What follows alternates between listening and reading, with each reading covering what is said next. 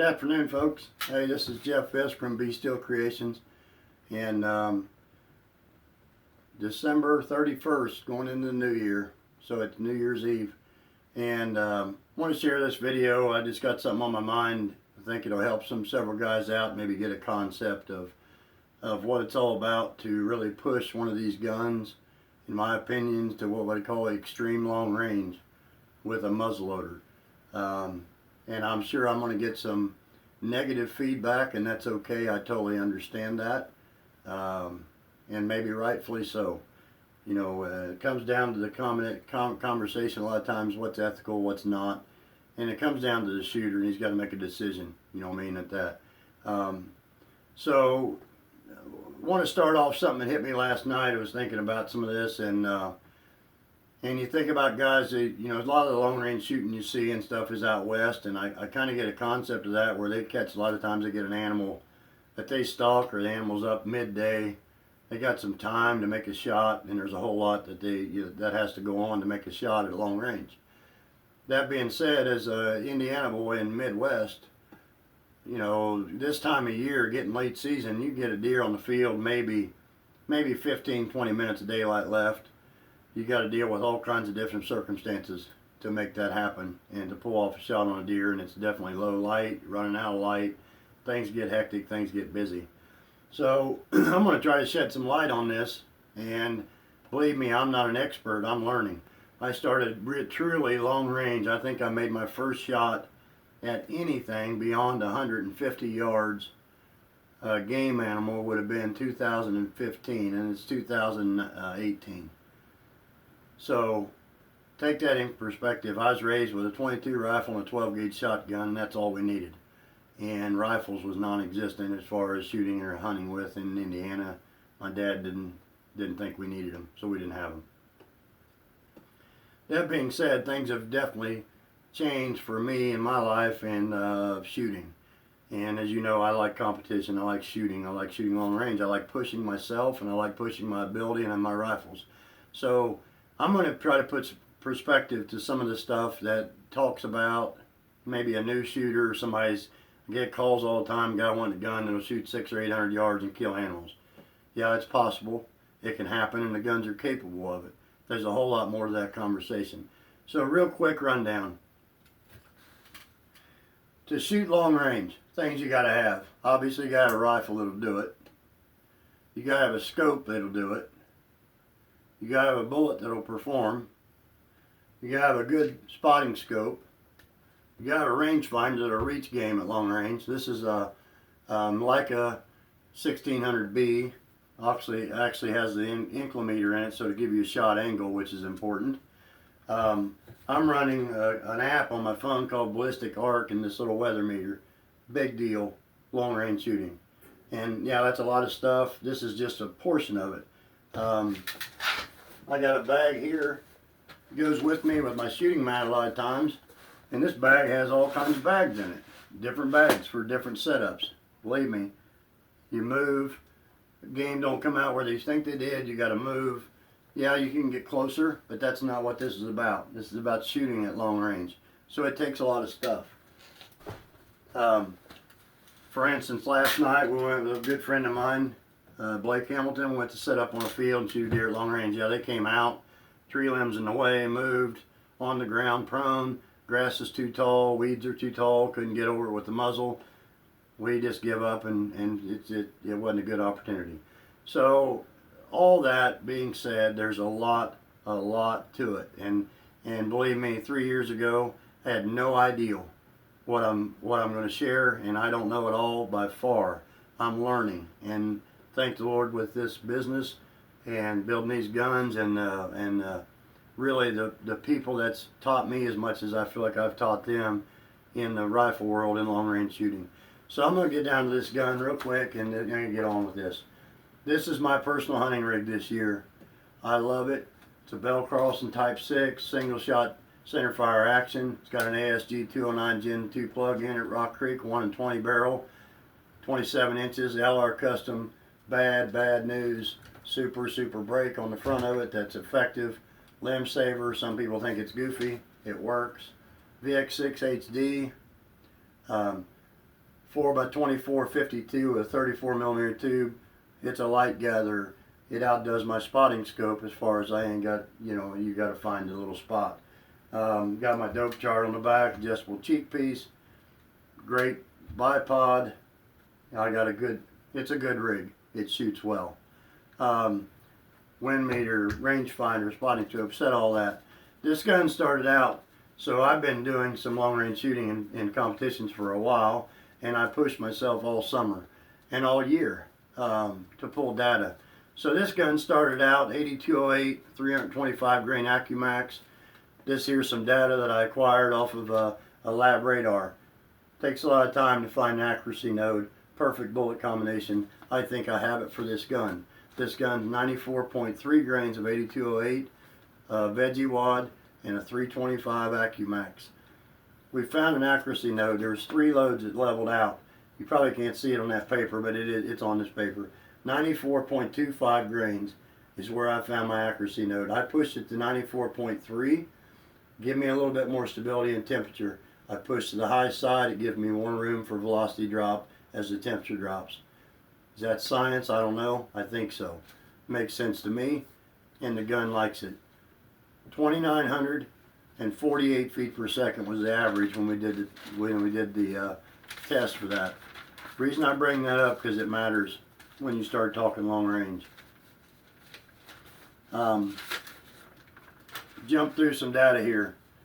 That stuff was done on July 28th, 2018, and it was 90 degrees outside.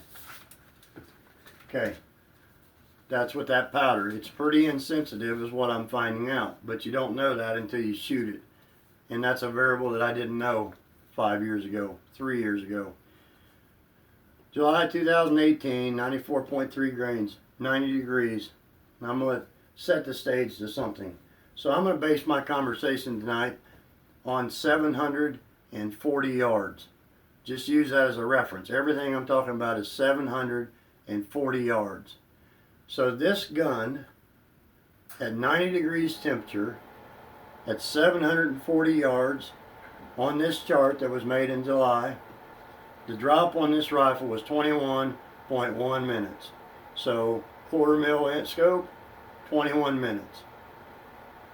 The drop at 90 degrees would be 163.7 inches. Okay? Now, to do proper data acquirement, you got to shoot at different temperatures. So then I take this gun back out. This was shot on October 13th, 48 degrees. 740 yards, 21.9 minutes. I'd have to round that to 22, which would be exact drop, 169.9 inches. So I'll make that quick math for you. That's 7 inches of difference. That's a minute. 7 inches difference, that's a minute. Now 7 inches is still in the kill zone on a white-tailed deer. We understand that. But when you have a margin of error of probably shooting in hunting conditions, if you shoot a minute of angle at 740 yards, I think would probably be a pretty good shot in the conditions. It's not off the bench. So let's say we can shoot a 7.5 inch group at 740 inches. Now you add in there another 7.4 inches for another minute of air due to climate change, atmosphere. Now I got a 14 inch margin. Or if you cut the group in half, we'll call it 3.75 plus 7, that's 10 inches. That's the top of his back, out the spine, or worse. Huge difference. Now, take it a step further. Throughout the season, I prepared to take a couple shots at does at long range. And really, this is where I'm sure people's going to get goofy. I felt confident in my rifle, I felt confident in my load, and I did my homework. I took the gun out Thursday evening, shot some shots with it just to pull velocities. I took the gun out Friday evening, made some shots with it to pull velocities. All these done off a lab radar to confirm BC at 100 yard. And then I took the gun out Sunday afternoon and did it again. My acquiring data was at 35 degrees. The hunting situations for the weekend was going to be around 35 degrees. I shot Thursday and Friday at last light, and pulled data. 740 yards, 22.1, 171 inches. Now if we go back to the original data that this gun was set up and my ballistic charge was set up at, that is just the same as 10 inches difference. It's 740 yards. So set your rifle up at 80 degrees, you go out, you got your gun on money, you build you a ballistic or a yardage turret for yardage. 740, you dial to 740, you shoot, you just missed the animal, or you clipped its front leg, or you shot a hole through the top of its tenderloins. It's that simple, depending on the temperature swing. And like I say, this powder I'm using is very temperature insensitive. There's some powders that would be twice that bad. I can go back to last year with a load of 30-31, and that would have been like a 20-inch difference on this same gun at that same distance. So that's point one. Now there's all kinds of stuff that this little machine will tell you, and there's barometer, elevation, wind speeds, atmosphere density, altitude is the key number that this comes to, and then it transposes in my data. So if I put good data in it at different temperatures, and I know what the feet per second loss is per degree of loss outside, with a good app, you can be on the money. I mean on the money on a shot. So let me jump forward, and this is where you guys can jump all over it. You can support me, but I'm being real. I'm just being real, and hopefully somebody takes away something from this. So Saturday evening, I started prepping at about 4 o'clock. I started getting all my gear together, setting up.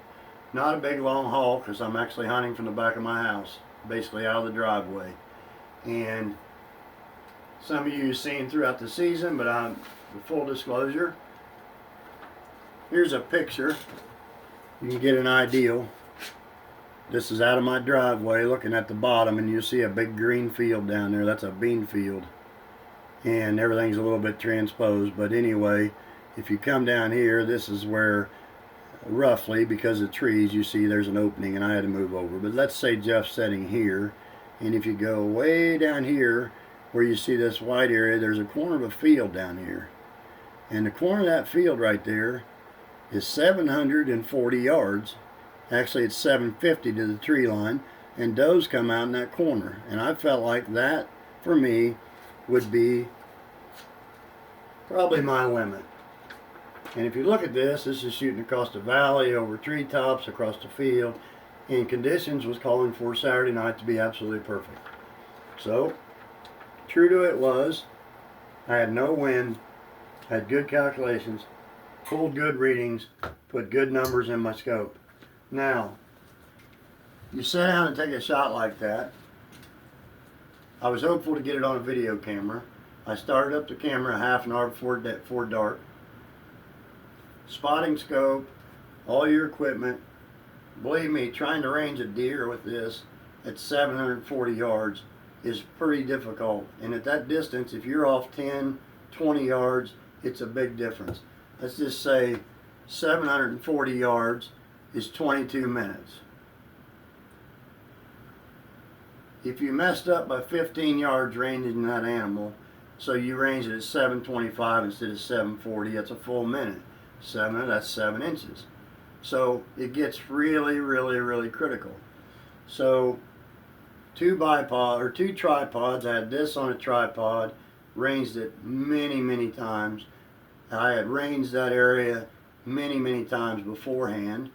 And I actually used a GPS system on my phone a few days ago to pull coordinates from where I was setting to that spot in that field. And I knew that confirmed data that was right at 740 yards. Said that word a lot, but it matters. So 740 yards. Now you get on your gun. At the same time, this thing was calling for, I was shooting downhill, a negative 10 degrees incline. So, tell you guys real quick, do that, plug it into my ballistic app. That's 0.3 minutes at 700 yards.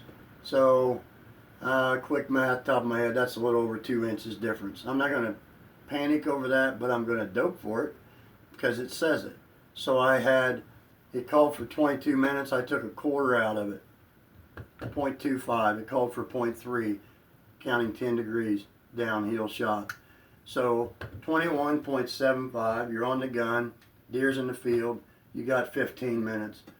Dial the scope, check your scope level, set up, natural point of aim so I'm not no deflection in my gun, load my bipod, the deer move. So by myself, you're back up, back ranging. They had moved a little left, but nothing in distance. So back again to the gun. Set up. Felt very confident, or I wouldn't have pulled the trigger. Squeeze the trigger on my rifle, and I'm going to split this picture, and I'm going to post this picture by itself so I can get shot at with darts from everybody. But here's a picture of my gun, the little doe. It says on there, if you can read it, I hope, it says 740 yards, entrance wound. And if you look, the shot was absolutely dead ringer of the shoulder, center punched it at 740 yards. The doe turned, ran about 20 yards. I lost sight of her into the trees, and I thought, I don't know, but I felt good. So, sat there for a minute, kind of rethought my thoughts about it, and the mama doe that was with her now steps into the same area smelling where the little doe was. And I thought, I need freezer meat. I'm going to try to kill that big doe. I just made a good shot, I knew, in my head. I knew it. So, back up. As you guys know, you're out of position. Reload your gun. You go through this whole song and dance again. Mounted the gun, checked for level, checked my dope, checked everything about my shot. Conditions are good. The sight picture is good. No trees, no limbs, no nothing. I'm comfortable. I dial in on her shoulder, and I touch the shot off. This shot hits this deer, and it looked to me like it hit her harder than the first deer. I mean, she took it hard. But at the moment I squeezed the trigger, and when I got a good focus on the deer during and after the shot, I never lost the sight picture. I didn't stay on the crosshairs, but I stayed on the deer. My crosshairs memory, I was a little high after the shot, which makes sense. But the deer looked to me like was moved forward quite a bit. And needless to say, I packed my stuff up, and it's dark. And it's a pretty good drive around. The creek's up. It's a big job to get to this spot. I go down. I found the first doe pretty quick. No problem. Second doe, I'm not having much luck. I did find a little bit of blood, and I lost it in an open bean field. Well, at that distance and you're by yourself, it's really hard to track where they go. So, kind of reviewed in my mind. I circled the edge of the field around. I picked up blood, and I trailed this doe into the woods. I'm going to say roughly 250 yards into the woods. Not a lot of blood, but quite a bit of blood. And I come up on this doe, and this is as a hunter that you get that sick feeling with the light. She still had her head up. And I can tell you as a hunter, anybody knows me, you almost want to, you cry, but then you think, well, you know, I did this. And you guys can say what you want. I did it. So anyway, back to the truck I go, because I didn't take a rifle or a pistol. I was sure she was dead. I went back to the truck. Took me a few minutes. I got my pistol and went back down there and shot her in the back of the head and finished her off. The shot is absolutely perfect height. Perfect height. But in this picture, and like I say, I'll post it for better view, 735 yards if you guys look.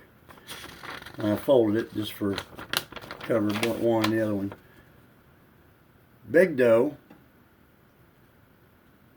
right in the front of the hams. I love the height, but that's like, I don't know, 28 inches, 30-inch miss straight right. So I'm upset with myself. I'm upset with what happened to the deer, and it puzzled me. That is the exit hole, by the way. And So I started rehashing this in my mind, and I'm thinking, how do you pull a shot 28 or 30 inches straight right, but you maintain your elevation? And it's, you know, I've shot enough long range, not at animals, but on targets and paper. That's just not normal that you pull a shot straight right, perfect elevation at 740 yards. So I started rethinking this, and this is the part I hope people think about, because it sure made me think about it. I come back to the garage after this whole ordeal, and this is several hours by myself dragging this doe, and of course the biggest deer down there that I shot went the farthest away. I'm getting to 50. I was beat. I came back to the shop, and I come in here and kind of thought about the whole process, and I started looking at my data, and I'm thinking, well, my elevation's good, everything's perfectly fine. Here's the kicker, folks. Didn't give it any thought. 740 yards. The flight time from the time I touched that trigger off till the bullet impacted that deer is 1.2 seconds. Now, I've heard this before, flight time and all that. I understand that, and I'm not stupid. But you got to think about something like this. I guess if a deer's eating and you want to shoot that far, you better wait till she makes a step and gets comfortable and be ready to take a shot. Now, that's hard to do. I can tell you for sure this doe had made a step forward, and I was there a while on her before I pulled the trigger, and she, I am 100% confident, took a step or two forward. 1.2 seconds is nothing for a deer to move 30 inches. I'm 100% confident in my statement I hit that deer a solid shot, but she moved.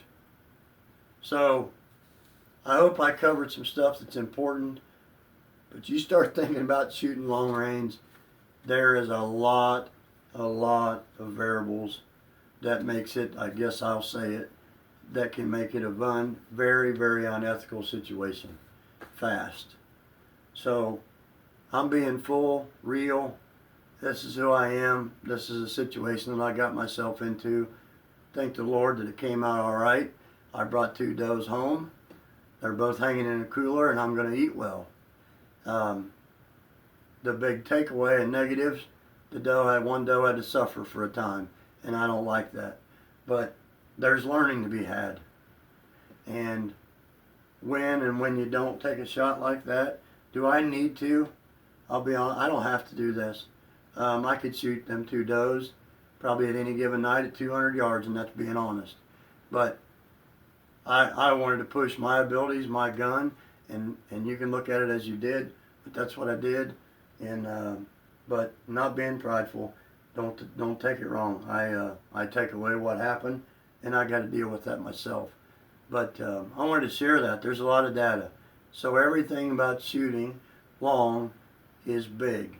It's vitally important, and just wanted to share that. So I thank you for a great year. I want to wish everybody a happy new year, and may God bless you, and you build your relationship with the Lord in this coming year. Thank you, and God bless.